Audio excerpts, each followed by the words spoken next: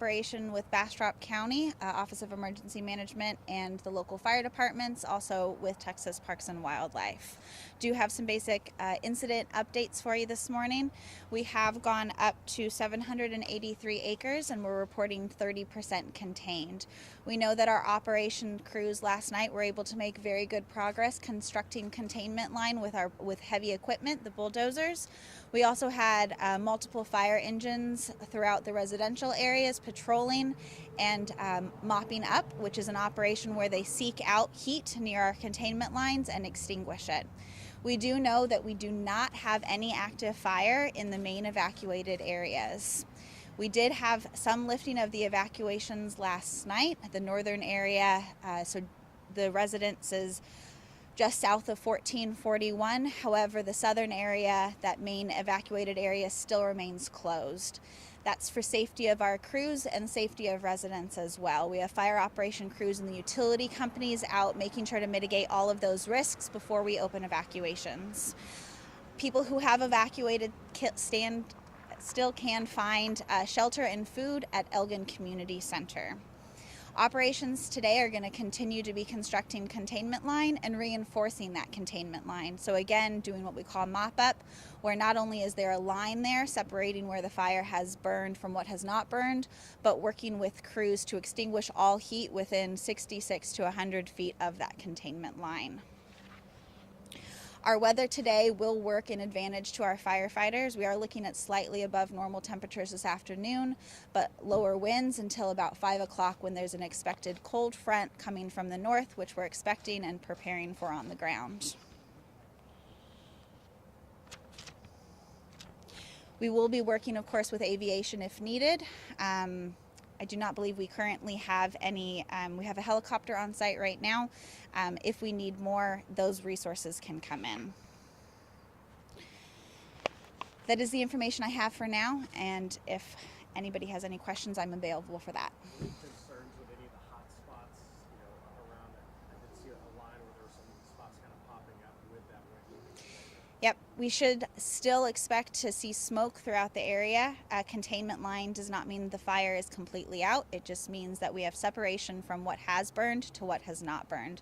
So we will still be seeing those hot spots. We will still be seeing smoke. And that's why we do the mop-up operations to rid the area of heat that are right next to our containment lines. Do you still have active fire? There is still... Where is it? So we have a lot of heavy down woody debris throughout the burned area. So those will be burning most likely for the next few days inside the containment lines. Are there additional prescribed burns planned out here today? No additional prescribed burns today. Do you have any number of the people that are at that Elgin Center? Yep. So we have reports that 11 people went and spent the night at the evacuation center last night. There was also a family that took advantage of the hotel vouchers instead of staying on site. So that means the majority of people do what we know what they do. They found shelter with family and friends. We have a very tight-knit community out here, and we're thankful for that. Is it concerning that a prescribed burn does get out of control? Have you seen this happen before in this area? So prescribed burns, I think, are a topic for another day, a very valuable part of our resource management. We can talk about that more once we know more about the situation. Can you talk more about the criteria for what the weather conditions need to be to have a prescribed burn? So depending on the goals for a prescribed fire, we need different weather, as you said. Sometimes we need high winds, sometimes we don't need high winds. And there is decades worth of research to back up those decision-making processes. It's a very complex process, and we do know that sometimes they get away from us, but we still maintain a very important part of land management to help prevent catastrophic wildfires. So what kind of resources are in place when one of those controlled burns is happening to make sure that something like this doesn't get out of hand? I think prescribed fires in general, and let's just talk about the relationships that we have in Bastrop County. We know that we live in a fire environment, whether it started from a human cause, a debris burning barrel, a cigarette out the window, chains dragging. We have very tight-knit relationships. the local fire departments to each other, mutual aid. They have very quick response when needed. Texas A&M Forest Service has resources here in Bastrop County, and the state pre-positions resources where our fire danger is high. That way we can be prepared as possible. And what are the plans once winds do pick up later today? They're forecasting gusts of 25 miles per hour. Yep. So those wind gusts from northern winds. So that means our crews today are going to be paying particular attention to our southern containment lines, making sure that when those winds do turn around, that not only residents are safe, our containment lines are safe, but our firefighters are safe as well. So any idea how long the evacuation notices are expected to last? Our operations personnel are hoping to make some decisions on those evacuated areas within the next few hours. Do you know if any structures have been destroyed? Very good question. So right now we have not received any notices of primary residences that have been destroyed. With the wind shifting, is there any potential this could continue to spread and possibly towards the city of Bastrop? So our containment lines right now, our bulldozer lines, have almost completely wrapped the unit. The only reason that we're at 30% is we want to go back through and mop up along those containment lines. So right now we are not projecting any further growth. All right. And I believe we do have Carter Smith here and Judge Pape. Carter, I think if you wanted to. Thanks. Thank you for your report. I just want to say to our citizens here in Bastrop County this morning that things are calm here at the fire scene, and we had a great response last night in our evacuation shelter in Elgin. My information is that we had 11 people sheltered there overnight, and they were taken care of. Everyone was safe and comfortable in that shelter. We're grateful for the city of Elgin cooperating with us in opening that up. The Bastrop Senior Citizens Center here was opened up for firefighters as a place of respite, shower, rest, and change clothes and so forth. That worked as designed as well, and we're very thankful for that. I do want to assure our citizens that having a controlled burn get out of hand is not acceptable in Bastrop County. That is not something that we ever want, and that we will do. There will be a full investigation. Carter Smith, the head of the Parks and Wildlife, is committed to that already, and we will be sure that we will get to the bottom of this, and we will find out exactly what happened and what went wrong, and how we can be better in the future, and how we can protect lives not only here in Bastrop County but all throughout Texas because of what we've learned from this experience. I'm personally frustrated that we're having to go through this, but this is part of what taking care of our citizens involves. Sometimes things happen that we can't predict and that we didn't want. Fires, floods, freezes, pandemics, all these things we have to respond to, we have to be prepared for. So we will find out what happened here, and we'll get to the bottom of this, and we'll be better for it. And I know that everyone involved in this is committed to that. I want to invite Carter Smith, the head of the Parks and Wildlife, to come back and make a few comments as well. Carter? Thank you, Judge. Yes, sir. Thank you, Judge. Yes, sir. Thank you, Judge. I want to acknowledge the very real concern and questions that are arising from the community about what transpired yesterday. And let me assure you that nobody wants to know those answers more than our team at Texas Parks and Wildlife Department. Our staff here at the park, they live in this community, they serve in this community, they work in this community, and so we care passionately about the citizens around us, and we take our responsibility to manage this park and this forest not only for the health of the ecosystem but also for the health of the people around us, and so we are committed to that. We will get answers to those questions, as the judge said, and that will come in due time, and we will share that with the community once we have them. But our focus now is on protecting our neighbors. There is nothing more important to us than the work of our firefighters, our first responders, our law enforcement officers who are out there making sure that people are safe, that we're working to protect their property and their homes. That is our #1 priority and will be until this fire is out. And once that fire is out, we'll come back and we'll do the review that Judge Poppy referred to, and we will share those results with the community. But right now, our focus is on protecting the health and well-being of our neighbors. Nothing is more important to the Texas Parks and Wildlife Department than the health of our neighbors, and that is our focus now. But rest assured, we will keep this community informed as we know more. Thank you. In a prescribed burn, though, what is the normal policy, and who is making that final decision, with weather changing so quickly on the day of a prescribed burn? We have a certified burn boss that is in charge of making those decisions. That plan is developed with input from professionals, not just from our agency, but from input from other experts and other agencies. But ultimately, there is a certified burn boss that makes a decision based upon looking at the parameters, looking at the forecast, making sure that that individual believes that we can safely carry out that fire. I'm unequivocally convinced that our burn boss thought that it was safe to carry out that fire. We don't know what happened. We absolutely believe that were embers from the prescribed fire that undoubtedly caused the fire off the park. We have tried to acknowledge that. What we don't know is how that happened, and we'll get to the bottom of it. I can't emphasize this enough.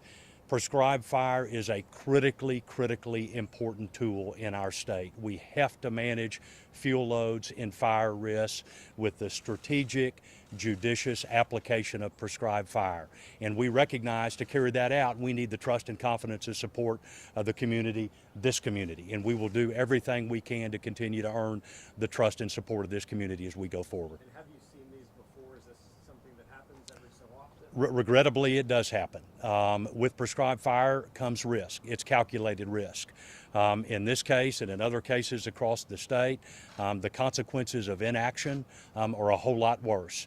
And so it is critical that we continue to judiciously apply prescribed fire to help manage fuel loads and wildland fire risk across the state. It is a tool that's needed. Any deaths ever from a prescribed fire gone wrong that you're aware of? I can't speak to that directly.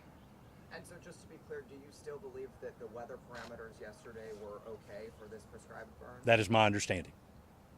Again, once we are finished with helping to contain this fire and protecting lives and property of our neighbors, we will come back and we will look into all of those questions in great detail. How long do you think that'll take? I can't speculate on that now, but we will certainly share that timeline with the community. Anything to say to the viewers that are on, right now, just a lot of concerns with this prescribed fire getting out of control. I think a lot of people flashing back to possibly 2011 and concerns there. Our hearts are with you. We care passionately for the people of this community. Our people live and work here. Their kids go to school here. They go to church here. They are part of the fabric of this community. They care about their neighbors. We are deeply concerned for their welfare.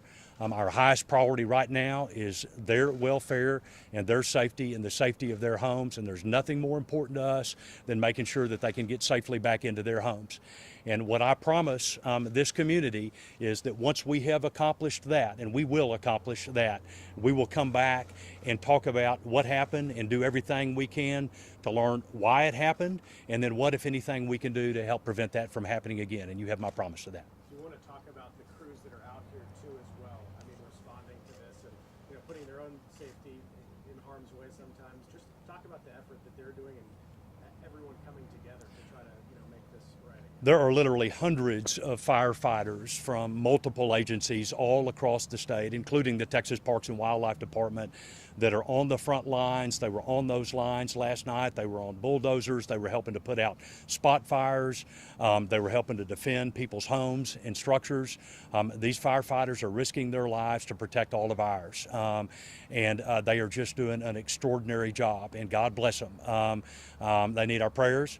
They need our strength. They need our support, and that's what we're going to give them now as they continue to carry out our highest priority, which is protecting the health and safety of our neighbors.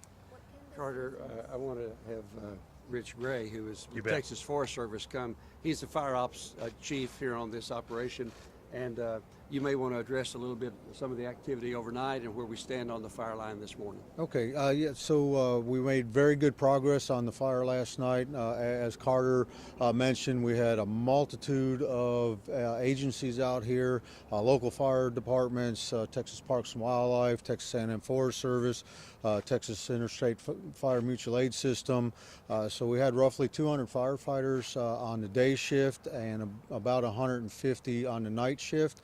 As the weather cooled off and calmed down and winds laid, we made very good progress on the fire last night and anticipate that we'll continue that progress today with that multitude of firefighters. So. What is fighting a fire daytime versus nighttime look like? Okay, really good question. So daytime is somewhat more problematic. It's hotter during the day. The sun's out. At night, as those temperatures cool and those relative humidities come up, the fire behavior greatly lays down, so we can get very close to the fire and build direct fire line on the fire. I notice a lot of underbrush too, dry underbrush. Does that play into the fact, I know there's no burn ban here, but it looks like a lot of dry grass and leaves out there. Yeah, it does, and again, echoing some of the things with prescribed fire as a tool, we utilize that natural resource management to reduce that.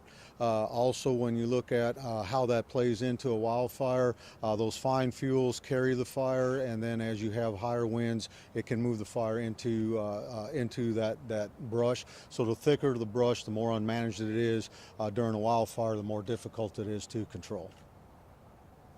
Any particular challenges with the terrain or the conditions for firefighters? Yeah, very, very good question. So when you look across the Lost Pines, it looks fairly flat until you get out there. There's a lot of topography, a lot of shallow canyons, so difficult going for the equipment and also difficult for the firefighters that are on the ground walking around putting the fire out. How can the citizens of Bastrop support your team? What can they do now? Really good. So, and supporting the team is around their homes and structures. If they can reduce fuels around their home and structure, in the event we do have a wildland fire, it's much easier to protect those structures. So help us help you protect your home by doing defensible space around your structures. I heard some heavy smoke last night. Any smoke inhalation or any firefighters that had any issues? Okay, really good. No injuries to our firefighters. Smoke was a hindrance yesterday evening for visibility, but our guys and gals move in and out of that air, find fresh air, get back on the line. So everybody was healthy. We're going to take just a couple more questions so Rich can get back out there with fire operations and Carter and I can get back to the command center. Anything else that we haven't talked about this morning from the media? We do appreciate you coming out here, helping get the message out. Let's just encourage our people to stay away from the shelters and the designated areas where the firefighters are. We'll communicate effectively in this way, as well as on social media, to let people know what's happening here. But the best way they can help is to stay out of the danger zone so that we can do the work that we're doing here. Today is a big day for us. We need to get this fire completely under control today, knowing what the forecast calls for tonight and tomorrow. And that's our commitment, and that's why we need to get back to work. So thank you all for being here. Is there another Thank you. presser scheduled? Yeah, she'll let you know. Thank you all. Thank you, Judge. Thank you, Judge. Thank you.